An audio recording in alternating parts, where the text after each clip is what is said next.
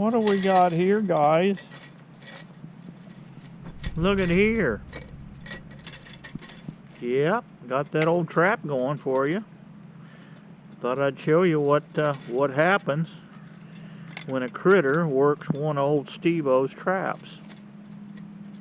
Look at this guy with these bot flies. He's got this time of the year, these poor squirrels get chewed up. It doesn't kill them. Look at that wound, if you'll sit still a minute, right there. A big old bot fly hanging out of that poor animal. Now, probably around September, they'll be gone. But I've seen some of these poor guys just get eaten alive with these things. So yeah, thought I'd show you you see how I finished up the trap here. I put the little rod in there and I put the washers on. Yeah, so we'll let this poor little freaked out guy go. I just set this up so you could see it in action. Yeah, and what I did, I had a little quart jar lid, and I used it as a bait container. I didn't put a sardine can in there with the, empty can with the corn. I put a little corn in there and some sunflower seeds, and that's how I caught this little rascal. Yeah, but what's cool about these traps here, let me show you something here. I'll take the stake out. And we get an automatic door opening here. Watch this. Okay, now he's going to bump that open. There we go. There we go. Freaked that little dude out, huh? Wow. Man, he's hauling butt. He said, I'm going to go home and see my mommy. Okay, cool. So yeah, I just thought I'd show you that so you knew I wasn't full of BS, that my traps work. And yeah, you know what that thing is right there? That isn't a piece of sign material. You know those what do they call it? Pallets. I guess they call it pallet. The stucco guys use. I saw one of those one day at a yard sale. Guy had one. And when I saw that metal, I instantly said trapdoor. There's a trapdoor. The guy said, you gonna do a little stucco? And I said, no, I'm gonna do a little trapping. He goes, what? What? I said, yeah. I'm gonna chew that thing up and make trapdoors out of it. And he just looked at me like, man, this dude's an alien from another planet. But anyway, yeah. So that's what I did. Made a trap door. And I got enough material to make a couple more traps. So yeah, I've got another idea.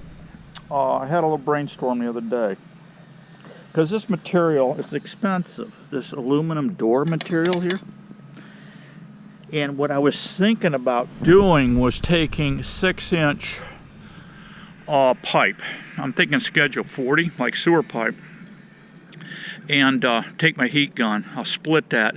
Cut the what size I want for the length of the door, and then split a piece of 6-inch pipe. Cut it off to the length that I want, and then split that pipe down the length.